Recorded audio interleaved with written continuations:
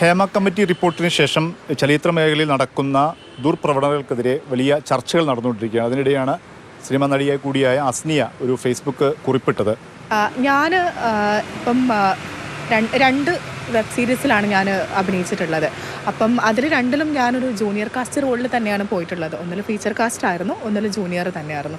നമ്മൾ ജൂനിയർ ആർട്ടിസ്റ്റുകൾ എന്ന് പറയുമ്പം സിനിമയിൽ ഏറ്റവും കൂടുതൽ എന്താ പറയുക എക്സ്പ്ലോയിറ്റ് ചെയ്യുന്ന ഒരു വിഭാഗം തന്നെയാണ്. കാരണം അവർക്ക് ഒരു എഗ്രിമെൻറ്റോ കോൺട്രാക്റ്റോ ഒന്നും തന്നെ ഇല്ലാതെ അവർ ഇതിലേക്ക് കടക്കുന്നുണ്ടാവാം. ഭൂരിഭാഗം ആളുകളും അങ്ങനെ തന്നെയാണ്. അപ്പം അതിൻ്റെ ഒരു കാരണം കൊണ്ട് തന്നെ കൃത്യമായൊരു വേതനം അവർക്ക് എത്തുന്നില്ല. ഞങ്ങളുടെ സെറ്റിൽ ഞങ്ങൾക്ക് 5000 രൂപയോളം ഒരു ദിവസം ഒരാൾക്ക് പേയ്മെൻറ്റ് ഉണ്ടായിട്ടുണ്ട് എന്നാണ് അറിഞ്ഞിട്ടുണ്ട്. പക്ഷെ ഞങ്ങളുടെ കയ്യിൽ കിട്ടുന്നത് 1500 രൂപയാണ്. അപ്പം അത് ഒരു ദിവസത്തെ അല്ല, അതായത് 27-28 ദിവസം ഞാൻ നിന്നിട്ടുണ്ട്. എൻ്റെ കൂടെയുള്ളവർ 30-35 ദിവസമൊക്കെ ഉണ്ടായിട്ടുണ്ട്. അപ്പോൾ ഇത് ഒരാളുടെ പൈസയും അല്ല, ഇതുപോലെ ഒരു 30ഓളം ആർട്ടിസ്റ്റുകളുടെ പൈസ. അപ്പോൾ ഇത്രയും ദിവസത്തെ പൈസ എന്ന് പറഞ്ഞാൽ അതൊരു ഹ്യൂജ് എമൗണ്ട് ആയിട്ട്. അതെ, അതിന് ചോദ്യം ചെയ്യുന്ന സമയത്താണല്ലോ ഇങ്ങനെയാണ് സംഭവിക്കുന്നത്. അപ്പം ഇനിയിപ്പോൾ ചോദ്യം ചെയ്താൽ അടുത്ത പ്രാവശ്യം നിങ്ങളെ വിളിക്കില്ല.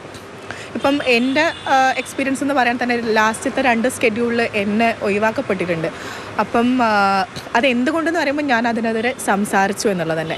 ഷൂട്ടിംഗ് സമയത്ത് ലൊക്കേഷനിലൊക്കെ നേരിടുന്ന കുറേ പ്രശ്നങ്ങളും നിങ്ങൾ പറയുന്നുണ്ട്. ഈ വേതനത്തിനുപരി തന്നെ ബേസിക് സൗകര്യങ്ങൾ നമ്മൾ ലക്ഷറി ഒന്നും അല്ല ചോദിക്കുന്നുണ്ടാവുക, അല്ലെങ്കിൽ ഞങ്ങൾക്ക് കാരവൻ വേണം, അങ്ങനത്തെ ആവശ്യങ്ങളല്ല ഉന്നയിക്കുന്നത്. നമ്മൾക്ക് ഇരിക്കാനുള്ള കസേര, അതുപോലെ തന്നെ നമുക്ക് നെസസറി ആയിട്ട് നമുക്ക് വളരെ ബേസിക് ആയിട്ട് ആവശ്യമുള്ള കൊട പോലെയുള്ള കാര്യങ്ങൾ ചോദിക്കുമ്പോൾ അത് ചോദിക്കേണ്ടി വരിക എന്നുള്ളതും ഒരു ഗതികേടാണ്. കാരണം നമ്മൾക്ക് ഒരു സെറ്റിൽ നമ്മൾ ഇത്രയും വെയിൽ കൊള്ളുന്നൊരവസ്ഥയിലോ അല്ലെങ്കിൽ ഇങ്ങനെ അതെ തീർച്ചയായിട്ടും. അപ്പോൾ അങ്ങനെയുള്ള അവസരങ്ങളിൽ ഇതവിടെ വേണ്ട ഒരു നെസസറി ആയിട്ട് ചെയ്യേണ്ട ഒരു കാര്യമാണെന്നുള്ളതിനെ കുറിച്ചുള്ള ഒരു ബോധമില്ലാതിരിക്കുക. അതുപോലെ തന്നെ ഇത് ജൂനിയർ ആർട്ടിസ്റ്റുകളാണല്ലോ, അവർക്കത് ചെയ്താൽ മതി, അല്ലെങ്കിൽ അത്രേ ആവശ്യമുള്ളൂ. നമ്മളെടുത്ത് ഇടപഴകുന്ന രീതി, ഇപ്പോൾ ഞങ്ങൾ പലപ്പോഴും 1-2-3 പ്രാവശ്യം പറഞ്ഞു ഈ രീതിയിൽ ഞങ്ങളെ സംസാരിക്കരുത്, ഞങ്ങളുടെ അടുത്ത് വന്ന് സംസാരിക്കുന്നത് വളരെ മോശമായ രീതിയിലാണ്, ഇത് നിങ്ങൾ ആവർത്തിക്കരുത് പറയും. അതായത് മോശമായ രീതി എന്ന് പറയും.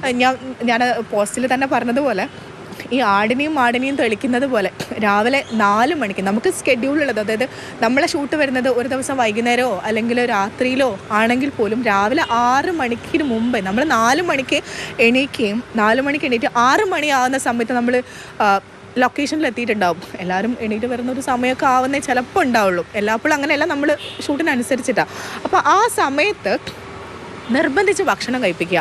അതായത് ഒരാൾക്ക് ഭക്ഷണം വേണ്ട എങ്കിൽ കൂടെ അത് ഒരു ഭക്ഷണം കഴിക്കേണ്ട സമയം അല്ല എന്നുണ്ടെങ്കിൽ തന്നെ ഇപ്പം കഴിച്ചിട്ടില്ലെങ്കിൽ ഇനി ഭക്ഷണം കിട്ടില്ല. ഒരു എന്താ പറയുക, നമ്മൾ എവിടെയും കാണാത്ത രീതിയിലുള്ളൊരു അടിമത്തം, അത് അതിഭീകരമായൊരു അവസ്ഥ തന്നെയാണ്. അതുപോലെ തന്നെ നമ്മൾ ടോയ്ലറ്റിൻ്റെ കാര്യങ്ങളിലൊക്കെ അങ്ങോട്ട് ചെന്ന് റിക്വസ്റ്റ് ചെയ്ത് ഈ ടോയ്ലറ്റ് പുരുഷന്മാരും സ്ത്രീകളും, അതായത് ഒരു പബ്ലിക് ഒരു ഈ ടോയ്ലറ്റ് ഉണ്ടായിരുന്നു, അപ്പോൾ അതിൽ തന്നെ എല്ലാവരും അത് ഉപയോഗിക്കുന്നത്, ഞങ്ങൾക്ക് പ്രത്യേകമായിട്ട് ഉപയോഗിക്കാനുള്ള സൗകര്യം ചെയ്താണ്. നമുക്ക് സേഫ് അല്ല.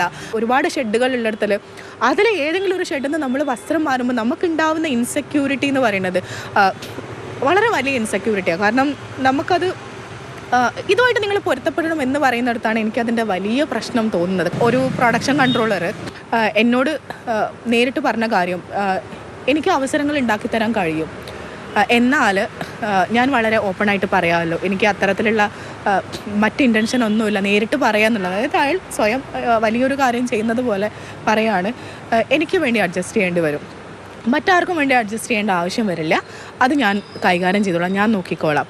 അപ്പോൾ അതുപോലെ തന്നെ ആൾ ഒരുപാട് ആക്ട്രസസിൻ്റെ ഫോട്ടോസ് എടുത്തിട്ട് ഇതൊക്കെ ഞാനുമായിട്ട് സഹകരിച്ച വ്യക്തികളാണെന്ന് പറഞ്ഞ് വളരെയധികം അഭിമാനം കൊള്ളുന്നൊരു ഇത് ഞാൻ കണ്ടു. ഇങ്ങനത്തെ എന്താ പറയുക വലിയ ന്യായങ്ങൾ പറഞ്ഞിട്ട് പെർവേഷൻ കാണിക്കുന്ന ഒരു മോഡ് ഞാൻ കണ്ടിട്ടുണ്ട്. ഇത് ഇവിടെ നിനക്കറിയാം, ഇങ്ങനെ പറയുന്നൊരു മോഡ് എന്ന് പറയുമ്പോൾ നിനക്ക് അറിയുന്നതല്ലേ ഇത് ഇവിടെ ഉണ്ട്, എല്ലാവിടെ ഉണ്ട് എന്നുള്ളതാണ്. അപ്പം ഇത് മൊത്തത്തിൽ ഇതിൻ്റെ സ്ട്രക്ചറിൽ ഈ വിഷയം ഉണ്ടെന്നുള്ളത് ഞാൻ മനസ്സിലായത്. ആ തൊഴിലിടത്ത് സേഫ്റ്റി ഉണ്ടാവണമെന്നും ഇപ്പോൾ ഉള്ളൊരു അവസ്ഥ മാറണമെന്ന് തന്നെയാണ്. ജൂനിയർ ആർട്ടിസ്റ്റ് എന്നുള്ള നിലയിലുള്ള അസ്നിയുടെ അനുഭവമാണ് പങ്കുവെച്ചത്. ഇത് ഒരു മഞ്ഞുമലയുടെ അഗ്രം മാത്രമാണ്. ഹേമ കമ്മിറ്റി റിപ്പോർട്ടും ഇക്കാര്യം തന്നെ വിശദമായി പറഞ്ഞു. ലൈംഗിക അധിക്ഷേപം അല്ലെങ്കിൽ അതിക്രമത്തിലുപരിയായി അവരനുഭവിക്കുന്ന മനുഷ്യാവകാശ ലംഘനം, തൊഴിൽ ചൂഷണം ഉൾപ്പെടെയുള്ള നിരവധി കാര്യങ്ങളുണ്ട്. ഇതിലെല്ലാം പരിഹാരം കാണേണ്ടതുണ്ട് എന്ന് കൂടുതൽ വ്യക്തമാക്കുന്നതാണ് പുതിയ പുറത്തുവരുന്ന ഓരോ വിവരങ്ങളും. ജോം ടി കെക്കൊപ്പം മുഹമ്മദ് ഷഹീദ്, മാതൃഭൂമി.